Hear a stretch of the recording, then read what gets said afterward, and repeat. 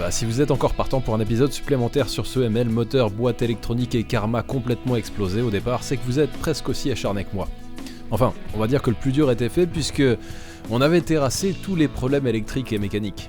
Reste que le bestiau a parcouru pas loin de 400 000 km, alors on va lui offrir un petit ravalement de façade. On peut commencer par le plus flagrant, le pare-choc arrière fracassé côté gauche. Il y a un truc que je vois venir là.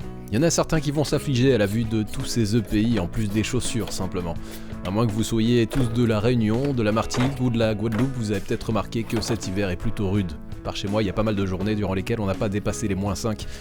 Donc ouais, j'ai recyclé le bleu de travail étroitement lié à une Opel Corsa parce qu'une couche supplémentaire était pas de refus pour bosser dehors. Bon point, tous les morceaux sont présents mais c'est un peu en vrac pour l'instant, alors on va tout aligner correctement avant de creuser les fissures et de souder des agrafes pour maintenir tout ça en place.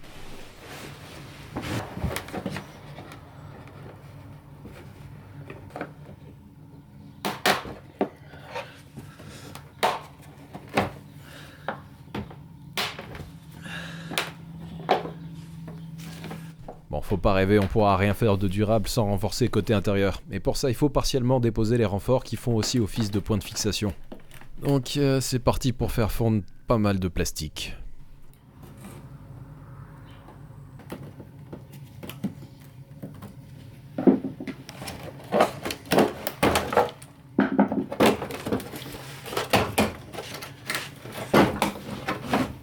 Et maintenant, c'est parti pour faire fusionner quelques agrafes dans le plastique.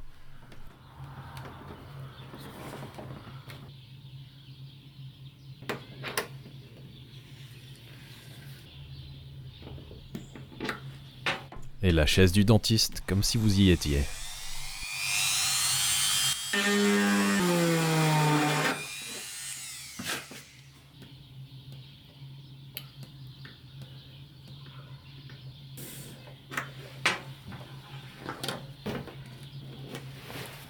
Maintenant que ça tient plutôt bien tout seul, on peut continuer à creuser les fissures qu'on va pas tarder à remplir de colle de réparation. D'ailleurs, pour qu'elle adhère vraiment bien, on peut rainurer la surface. C'est toujours une bonne idée de passer du dégraissant avant d'appliquer quoi que ce soit comme produit. Après, il faut aller vite. Ça sèche en quelques minutes par réaction chimique puisqu'il y a un catalyseur.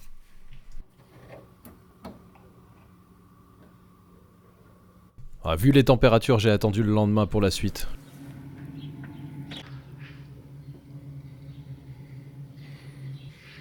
Je pense la face extérieure au gros grain pour uniformiser la surface.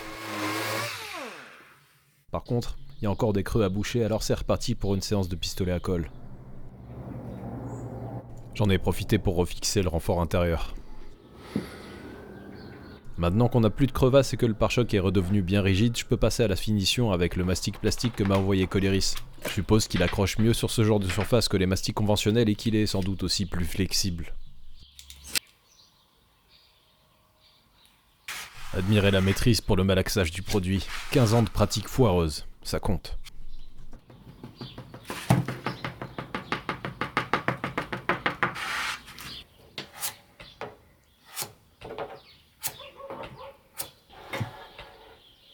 En plein été, j'arrive à poncer une pause de mastic toutes les 15 à 20 minutes. Par des températures négatives, on a le temps d'appeler le standard téléphonique des services des cartes grises.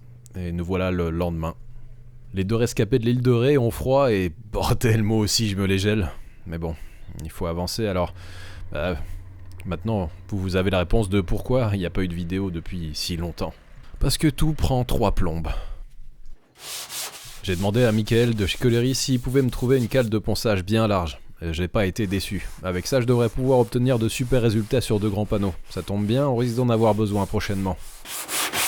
Là, c'est pas mal, mais on va pas directement s'exciter sur la peinture. J'ai suffisamment fait la connerie pour plus la faire.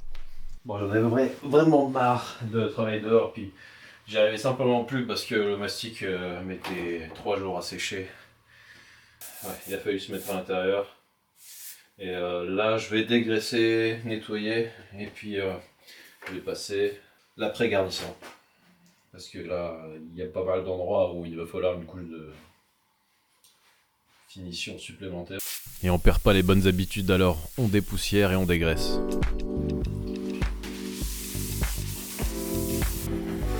Bonne pratique aussi, pour éviter les mauvaises surprises, utiliser un promoteur d'adhérence partout où il y aurait plus de sous-couches. La corvée de préparation est presque terminée, reste plus qu'à préparer l'après qu'on va diluer juste assez pour qu'il soit garnissant.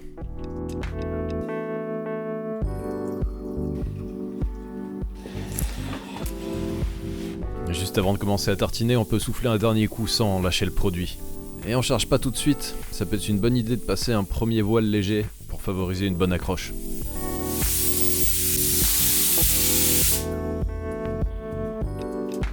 Voilà ce que ça donne après 4 à 5 couches successives. On devrait avoir suffisamment d'épaisseur pour corriger tous les défauts de surface qui restaient, qu'on arrive à deviner d'ailleurs ici.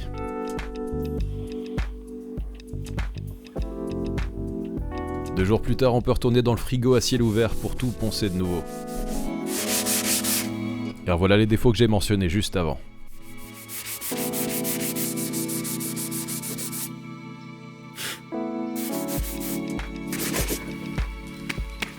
Il n'y en avait pas beaucoup, mais ça valait quand même la peine de pas sauter cette étape.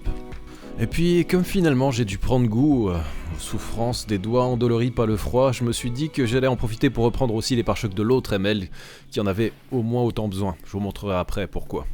En parallèle, l'après sur le bouclier du ML500 a mis en évidence une fissure que j'avais ratée. Donc même traitement que pour le reste, on ouvre, on comble à la colle, etc. etc.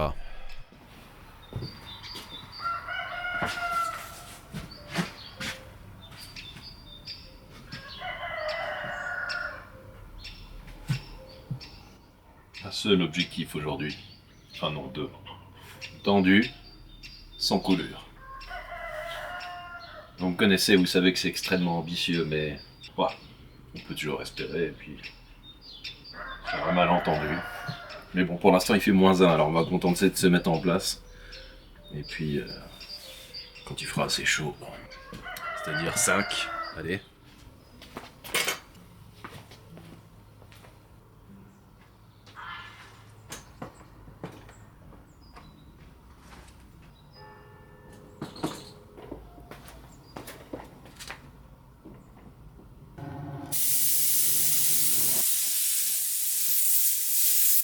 Là, on arrive au moment où habituellement le spectacle est garanti. Si vous avez le choix entre les chutes du Niagara ou moi qui passe le vernis, je pense que le plus impressionnant n'est pas celui qu'on croit.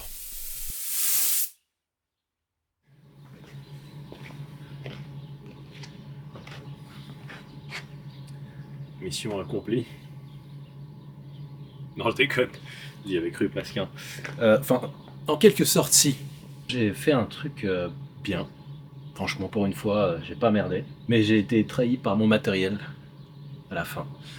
Le dessiccateur, il a laissé échapper une goutte d'eau. Et évidemment, la goutte d'eau est tombée sur le pare-choc. À un endroit qui se voit en plus, c'est parfait. Donc on verra une fois sec à quoi ça ressemble. Ça s'est passé pendant la deuxième couche de vernis, donc peut-être que j'arriverai à rattraper ça. Il y a ma technique fétiche. Voilà, le drame. C'est quand même dommage parce que vraiment, pour une fois, j'ai bien assuré. Voilà, les autres pare-chocs sont pas trop mal. J'ai moins soigné la finition sur les autres parce que bon, dans tous les cas, ils sont loin d'être neufs et vu l'état de départ, ça peut être que beaucoup mieux maintenant.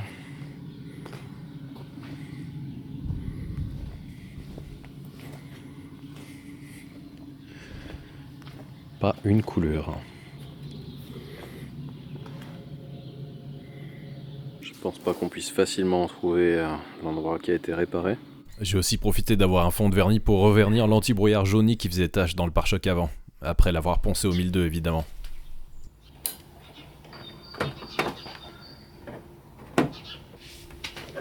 Puisqu'on est le lendemain, le pare-choc arrière fraîchement peint peut être installé et je vais aussi pouvoir vérifier si le pari au sujet de la teinte m'a joué des tours ou non. Concrètement, j'avais pas le temps d'expédier une pièce pour qu'elle soit passée au spectro, donc j'ai indiqué à Coloris quelle nuance me semblait la bonne.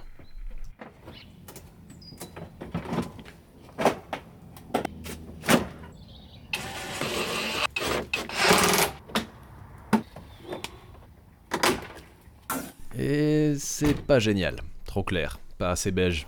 Bon, et ben ça fera le job pour le moment, et dès que je trouverai une rayure dessus, j'en profiterai pour le refaire à la bonne teinte. On va dire que le plus dur est fait. Ensuite, je me suis rappelé le triste état de l'antenne de toit, et comme c'est hors de prix ce machin, je vais improviser avec le contenu de ma boîte à merde, 2 capuchons pris au hasard, de la colle bicomposant et de la gaine rétractable. À part en montant sur le toit, ça fera bien illusion.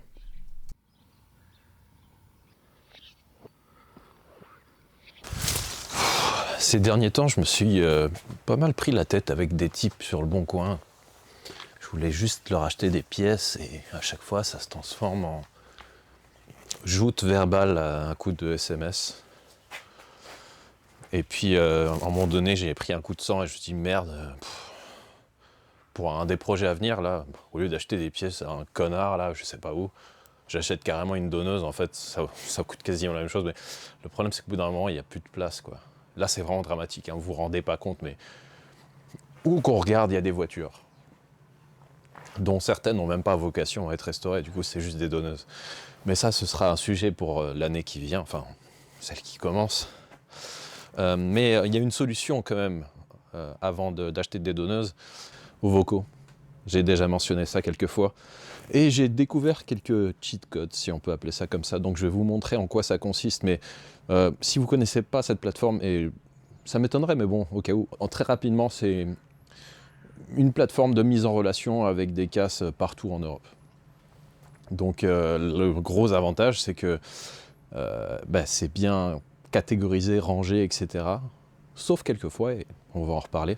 Moi, en tout cas, je l'utilise largement en dehors des segments sponsorisés, etc. Donc, j'ai pas de mal à en faire la promo, mais voilà, je vais vous expliquer en quoi ça consiste, les petits trucs que j'ai trouvés, et ça pourrait vous servir, notamment le code promo, qui ira bien avec, vous verrez pourquoi. Donc, en fait, l'avantage de Voco.fr, c'est qu'après avoir sélectionné précisément votre modèle, vous avez toutes les pièces rangées par catégorie. Mais parfois, si vous avez le temps, ça peut valoir la peine de tout afficher en vrac et de se farcir toutes les pages, parce que c'est les casses qui sélectionnent la catégorie de leurs pièces, et parfois, ils se trompent.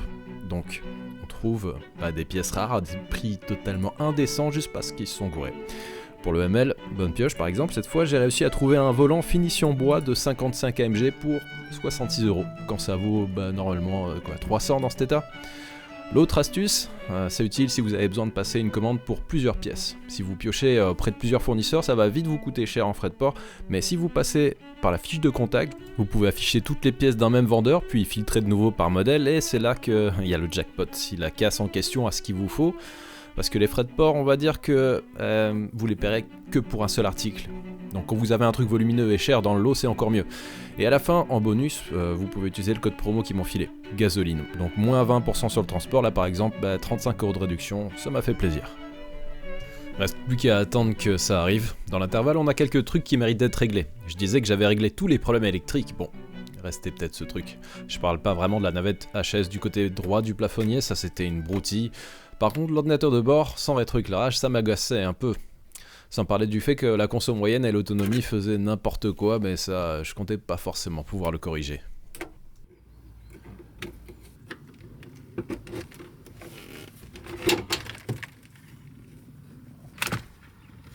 Allez, voyons voir ce qui se passe là-dedans. Si c'est juste des ampoules à filament en standard à remplacer, ça va être vite fait.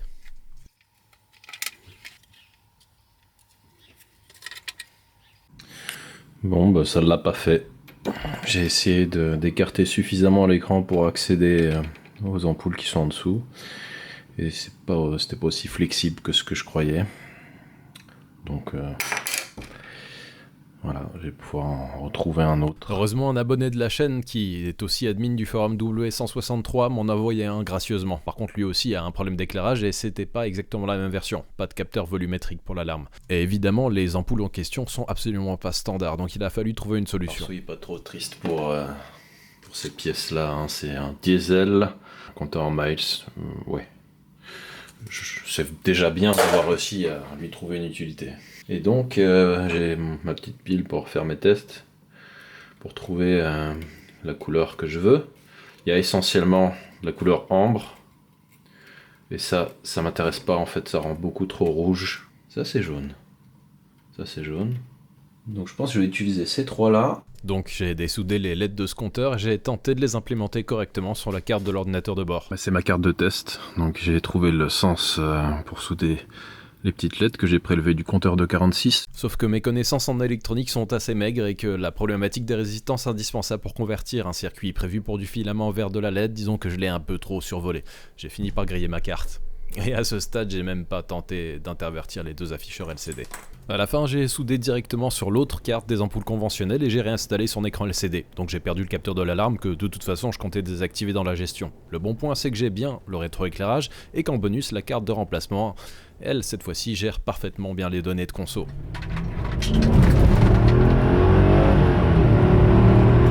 Bref, l'autre petit chantier électrique, finir de virer les restes des merdes censés aider à rouler à l'E85. À mon sens totalement inutile sur ces moteurs qui le font très bien sans modif.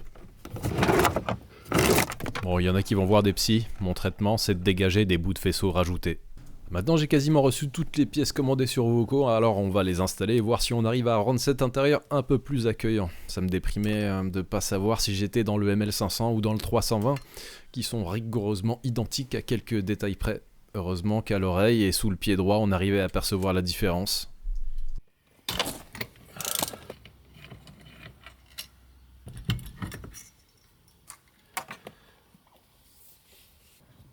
Je me suis dit que ça valait la peine notamment d'investir dans un truc qu'on a constamment sous les yeux en conduisant. Alors, 373 584. J'avais un doute parce que le compteur que j'ai acheté, c'est un compteur qui vient d'une phase 1. Mais j'ai regardé les photos et le connecteur m'a l'air tout à fait identique. Alors, j'espère que c'est plug and play. En tout cas, ça se branche. Et ça s'illumine.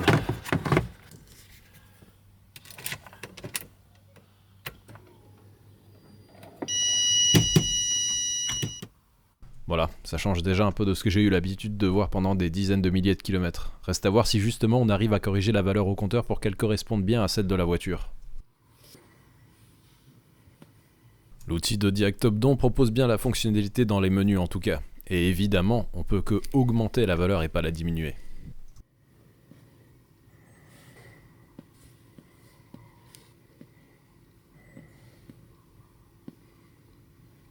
Et bim!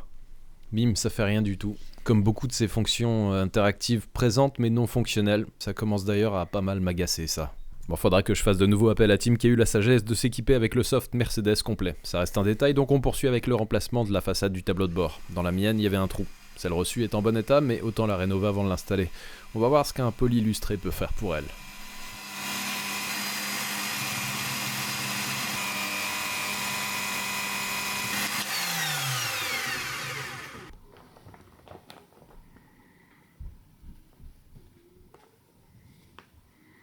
Ça me semble bien. Ça me semble bien même d'ailleurs ressembler à une pièce neuve, donc ça me va. Même travail sur l'insert de la console centrale et résultat probant également, je trouve. Sur d'autres éléments, il y avait aussi un magnifique covering. Vous sentez là l'odeur de la course, la compétition dans un SUV de 2 tonnes 100. Bah moi non.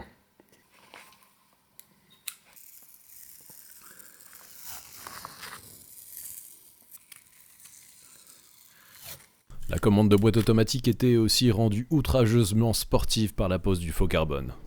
Le lendemain, alors que même le liquide lave-glace est transformé en glaçon colorant framboise, on peut s'atteler à remonter ces extraits de forêt dans l'habitacle du ML que j'espère trouver un peu moins austère après ça.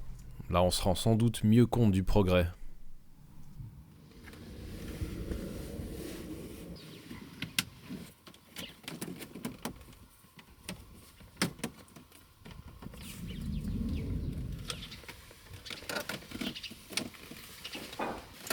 Bon, je serais sans doute le seul à remarquer que désormais, l'entourage de la commande de boîte est garni de peau de vache. Faut dire qu'il n'y a pas eu grand chose d'hors du commun disponible au catalogue des options de CML.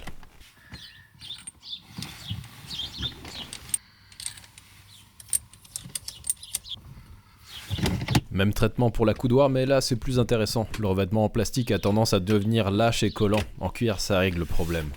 Voilà, tout est remonté à l'exception de l'autre pièce qui avait été trouée. À 4 €, j'ai pas hésité longtemps. Donc plus de trous, ça fait toujours plaisir. Par contre, autant l'ensemble présente mieux, autant on a toujours devant nous des défauts flagrants que je peux plus tolérer. Le tissu des montants de pare-brise. Cette fois-ci, j'ai choisi de pas remplacer le tissu, mais simplement de le recoller. Ça pose pas de problème ici, puisqu'il n'y a pas de mousse qui fasse interface et qui pose réellement problème, par exemple, pour les ciels de toit. Alors c'est pas parfait, comme vous le voyez, mais c'est dans le domaine du tolérable, je trouve. Dans ma commande, j'avais aussi ajouté les 2 pièces manquantes au dos des sièges arrière et qui permettent de garder un fond plat quand la banquette est intégralement rabattue. Manipulation qui nécessite de retirer les appuis-têtes et la... flemme.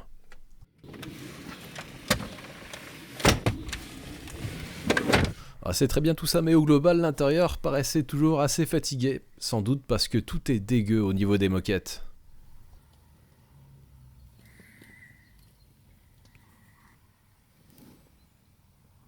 Je m'attendais pas à un miracle, mais étonnamment, j'ai réussi à, pour ainsi dire, tout corriger.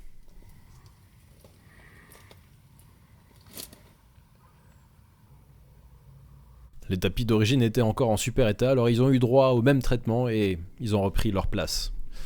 Donc là, pour une caisse de quasiment 400 000 bornes, je trouve que c'est acceptable. Surtout après avoir nettoyé les sièges. Ça a beau être noir, ils en avaient besoin. Enfin, si vous avez une vision d'aigle, vous allez me dire que le siège conducteur a toujours l'air d'être enduit de toutes sortes de fluides qu'on ne pourra pas nommer sur la chaîne sans perturber les annonceurs. Ça tombe bien, parmi les pièces que j'ai commandées sur Ovoco, il y avait un siège passager. Ça y est, je dois vraiment passer pour un abruti là.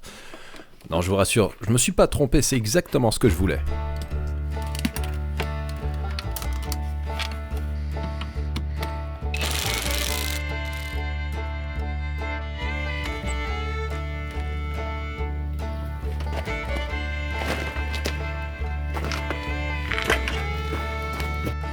Alors, pourquoi un siège passager ? Il y en a qui ont deviné, bien sûr, et d'ailleurs, c'est pas la première fois que je m'amuse à faire ça sur la chaîne. Le siège passager, c'est un siège solitaire qui faisait partie d'un lot de pièces, mais dont un mec a pas voulu. Eh oui, il est malin le gars, son siège conducteur est naze, alors il veut un siège conducteur. Bon, sauf que bien souvent, il y a très peu de différence entre les deux, à part le prix. Donc j'ai peut-être eu à payer le transport, mais à 40 € le morceau, j'ai un siège en super état avec quasiment aucun affaissement. Alors on va mettre à l'épreuve ma théorie et tenter d'interchanger les éléments.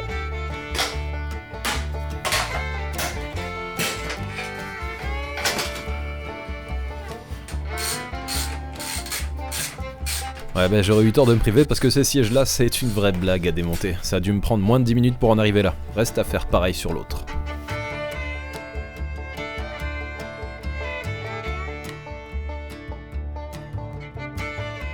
Pas usé, pas déchiré, juste sale. Mais ça, on devrait s'en sortir quand même.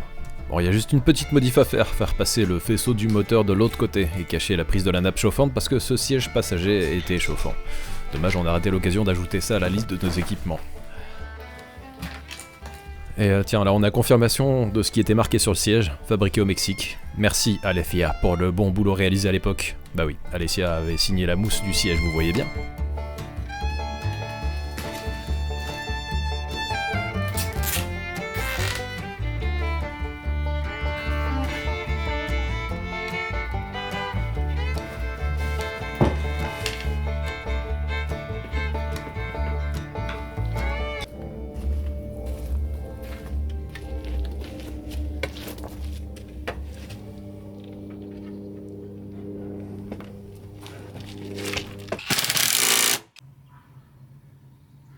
On a bien quelques traces d'usure qui sont maintenant localisées de manière illogique, mais on va atténuer ça.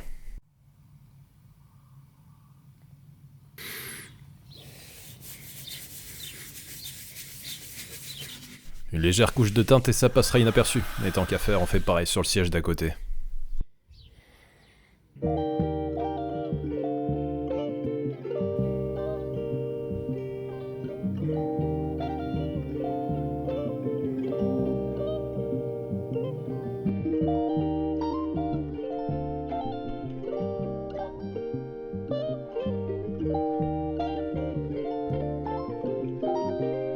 Et tout ça a augmenté mon niveau d'exigence, donc j'ai nettoyé la tache qu'il y avait sur les pièces installées derrière la banquette.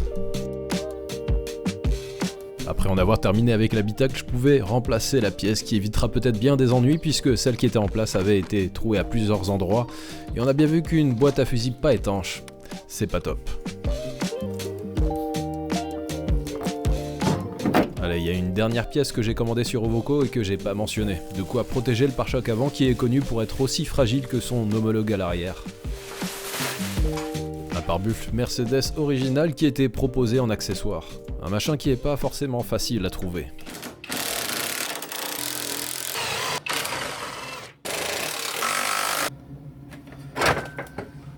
connaissez l'histoire du mec qui dépose un robinet sans couper l'arrivée d'eau? Il met son doigt dans le trou pour arrêter la fuite et puis, il se sent très con. Que faire?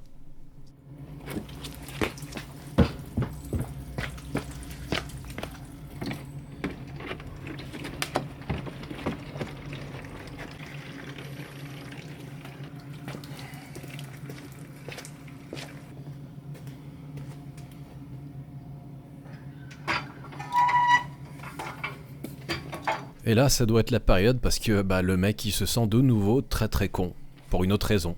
Entre les capteurs et le pare-buffle, et en fait on peut pas avoir les deux. Chez Mercedes, c'est deux options incompatibles. Donc tout ce que je peux faire avec celui-là, c'est le monter sur l'autre ML, le 320. L'autre ML, parlons-en. Il accompagne mes projets idiots depuis presque une décennie. Il a transporté d'innombrables V8 et V12 et a tracté des oignons plus flétris les uns que les autres. Mais il est toujours là, fidèle au poste, alors j'en prends soin quand j'arrive à lui consacrer un peu de temps. Par exemple pour corriger la fuite au joint SPI en sortie de différentiel arrière.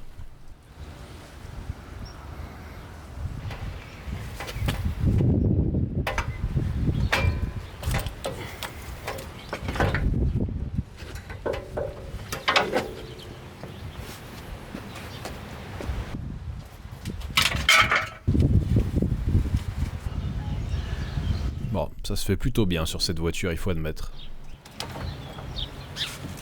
Après, comme j'allais remplacer les pneus, je me suis dit que ce serait l'occasion de refaire les jantes qui étaient plus très fraîches.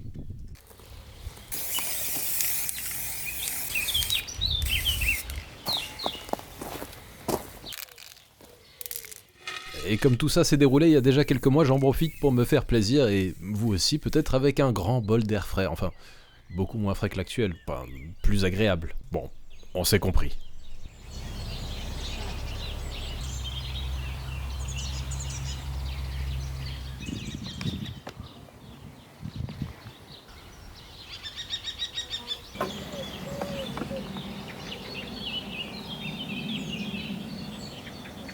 Et donc revoilà les jantes après un travail entièrement réalisé à la bombe, mais toujours avec du vernis bicomposant, parce que sinon, ça tient pas.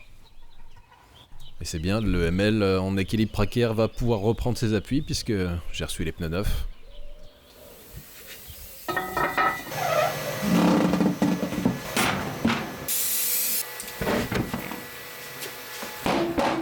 Et je vous avais dit que je vous montrerais ce qui justifiait d'avoir refait ces pare-chocs. Il y avait de quoi faire. Et donc voilà ce que donne le vernis monocomposant après quelques années. J'avais aussi fait un test sur une porte. Le seul point positif, c'est qu'on peut enlever tout ça au diluant et faire un peu l'illustré dessous pour retrouver une surface d'origine solide et en bon état. On va pouvoir monter les pare-chocs repeints, mais premièrement je vais préparer l'avant pour le montage du pare-buffle. Enfin, du pare-caddie plutôt. Ce qui implique de le percer puis de le trépaner. Un peu dur psychologiquement après avoir soigné la peinture. Surtout quand on se rend compte qu'on n'a pas percé assez large. Mais heureusement il manque juste de quoi repercer au diamètre qui correspond à la pièce à monter. Comme j'ai pas les accessoires de montage Mercedes, j'ai soudé les plus grosses rondelles que j'avais à l'arrière de la traverse qui feront office d'appui pour serrer les fixations d'origine. Et ça a plutôt bien marché. J'avais commencé aussi à former les adaptateurs pour les deux fixations inférieures, mais j'ai eu un souci avec mon poste à souder, alors ce sera pour plus tard. De toute façon, ils ont une importance somme toute négligeable par rapport à ceux que j'ai utilisés. Voilà, on y est. La conclusion. Pour rappel, j'avais acheté ce ML500 en me disant qu'il pourrait remplacer potentiellement le ML320. Puis je me suis retrouvé par hasard avec ce Tao en me disant que ça serait une alternative vraiment sympa aux différents ML que j'avais déjà eu, parce que c'est vachement plus original et drôle à voir et à utiliser. Mais voilà, je vais la faire court, je vais garder le ML500 uniquement. J'ai beaucoup hésité entre les deux et finalement j'ai pas vraiment choisi lequel je préférais garder. Mais l'ancien propriétaire du Tao que vous avez vu pendant la première vidéo de cette voiture, visiblement il y tient plus que moi j'y tiens. Donc je pense que c'est... Voilà, je vais faire un heureux et puis ça me permet de pas vraiment avoir à choisir. Et donc le ML320, on dirait qu'après bientôt 10 ans en ma possession, il va pouvoir trouver un nouveau propriétaire. Donc si jamais vous cherchez un laborieux dans ce style, vous pouvez me contacter. Voilà, donc après 4 épisodes au lieu de 2, comme j'avais prévu sur ce ML500, On va pouvoir passer à autre chose et croyez-moi, l'année 2026 s'annonce chargée. Donc je vous dis à la prochaine avec une autre. Ciao.